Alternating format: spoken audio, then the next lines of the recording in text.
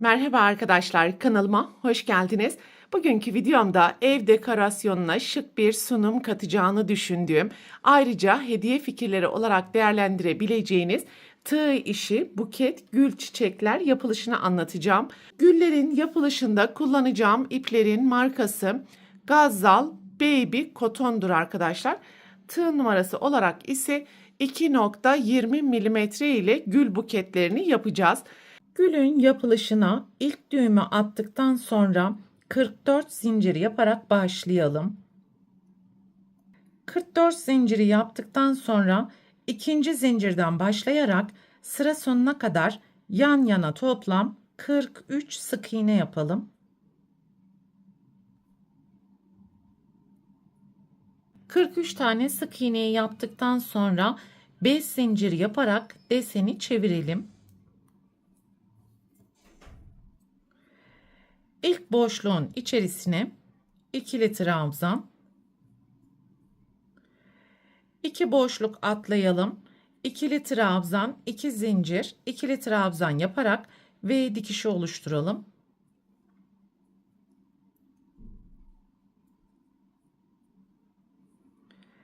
İki boşluk atlayalım. İkili trabzan, 2 zincir, ikili trabzan yaparak V dikişi oluşturalım ve bu şekilde sıra sonuna kadar devam edelim. V dikişlerini yaparak sıranın sonuna ulaştım ve 2 boşluk atlayarak son boşluğun içerisine tekrar V dikişi yapalım.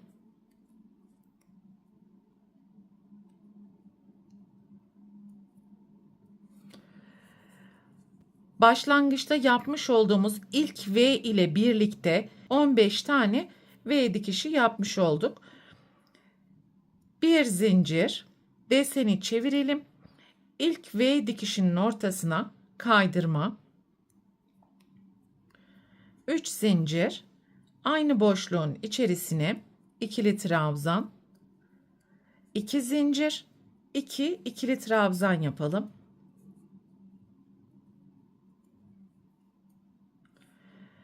Sonraki V dikişi ortasına 2 ikili trabzan, 2 zincir, 2 adet ikili trabzan yapalım.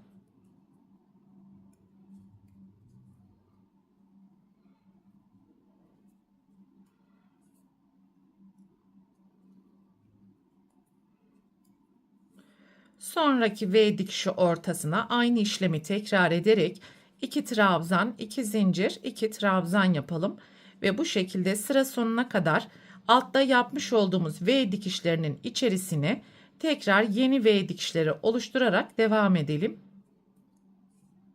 Sıranın sonuna geldiğimiz zaman son V dikişinin ortasına da 2 trabzan, 2 zincir, 2 trabzan yapalım.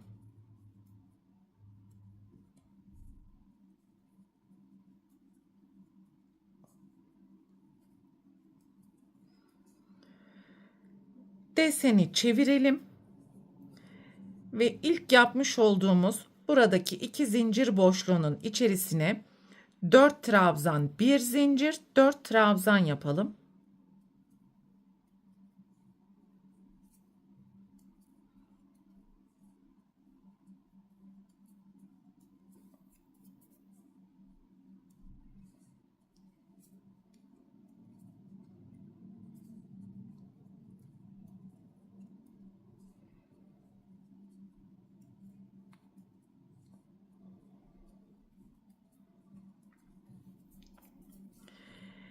İki V deseni ortasındaki boşluğa sık iğne yapalım. Sonraki 2 zincir boşluğuna 4 trabzan, 1 zincir, 4 trabzan yapalım.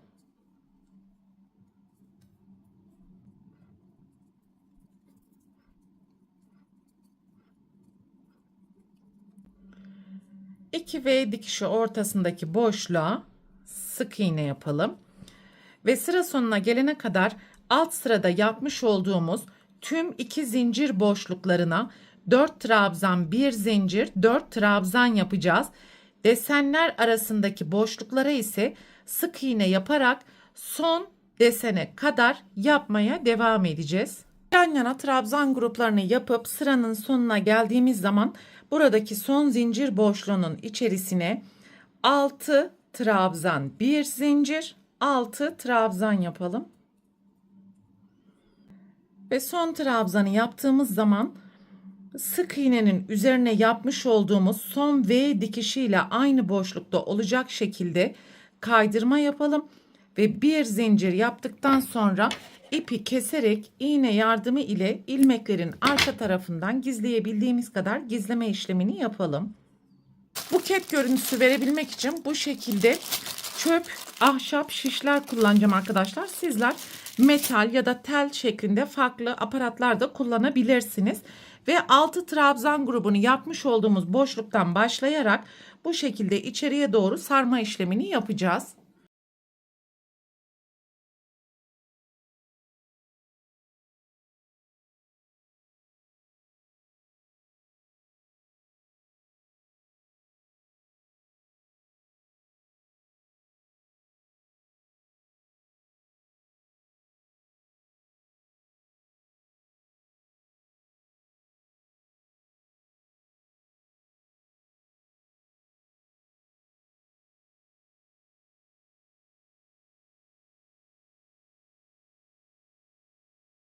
Çöp şişe gülü tamamen monte ettikten sonra bir kenarda kurumasını bekleyelim ve şimdi gülün yaprağını yapalım.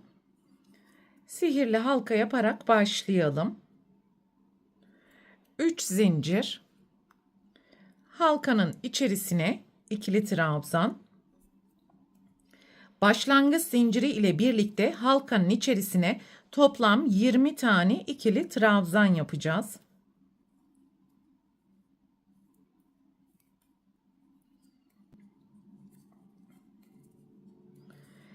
...20 tane ikili trabzanı yaptıktan sonra ilk zincirin tepesine kaydırma yaparak sırayı tamamlayalım ve sihirli halkanın ipini sıkıştırarak ilmeklerin arka tarafından daha sonra gizleyelim.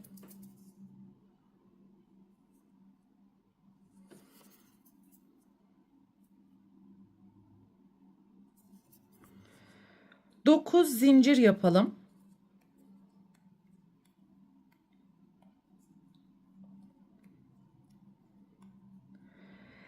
İkinci zincirin içerisinden ve üçüncü zincirin içerisinden ilmek çıkartarak tığda bekleyen 3 ilmeğin hepsini birlikte kapatalım. Yan yana 2 yarım trabzan yapalım.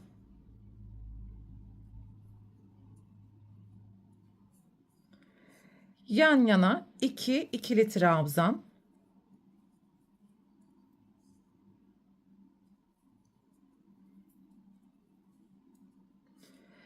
Ve yan yana 2 üçlü trabzan.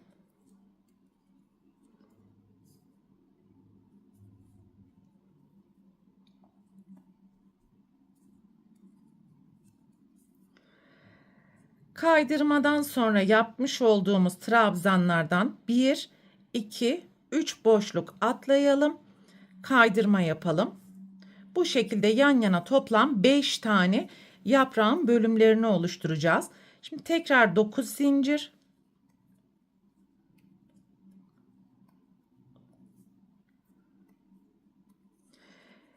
Ve birinci desende yapmış olduğumuz işlemleri aynen tekrar edeceğiz. Önce ikinci ve üçüncü ilmekten tekrar ilmek çıkartarak hepsini birlikte kapatacağız. Ve yan yana 2 yarım trabzan, 2 ikili trabzan, 2 tane de üçlü trabzan yapacağız.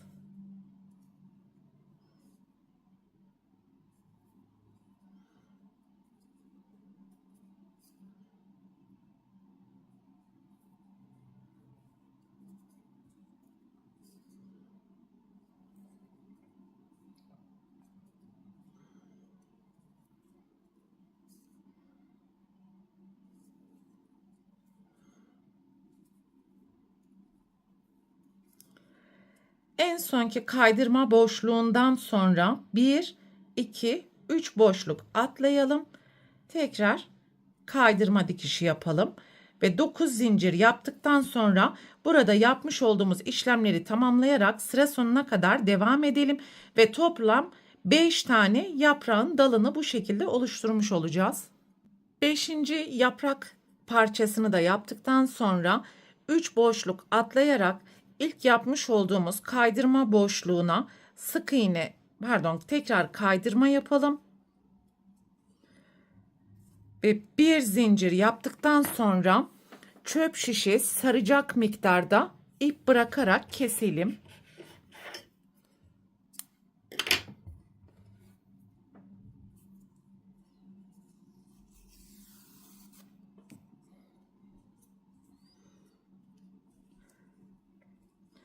Ve bu ipi de iç kısımdan dışarıya doğru çıkartalım.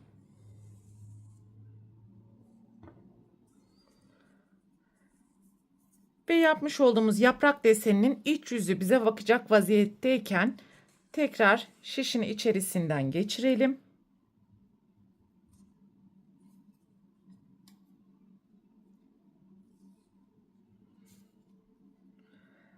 Bu şekilde bir görüntü oluşmuş olacak. Şimdi buradaki yaprağı da tekrar soğuk silikon yardımı ile güle yapıştıralım.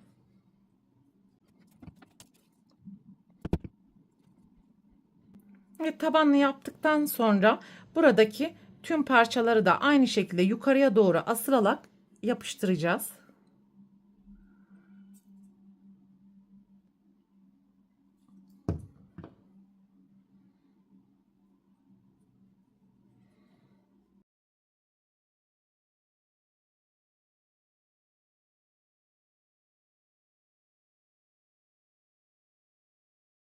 Evet arkadaşlar, yaprağın tüm parçaları da güle tamamen yapıştı.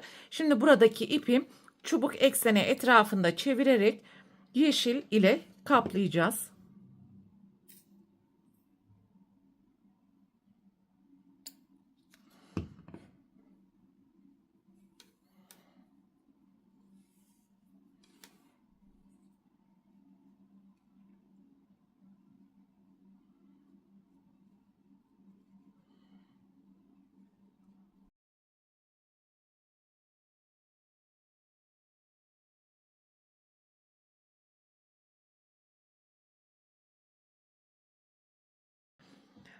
Bu videoda anlatacaklarım bunlardan ibaretti. Umarım sizler için faydalı bir video olmuştur. Sonraki eğitim videosunda görüşene dek lütfen kanalıma abone olarak videomu beğenmeyi ve sevdiklerinizle paylaşmayı unutmayın. Hoşça kalın.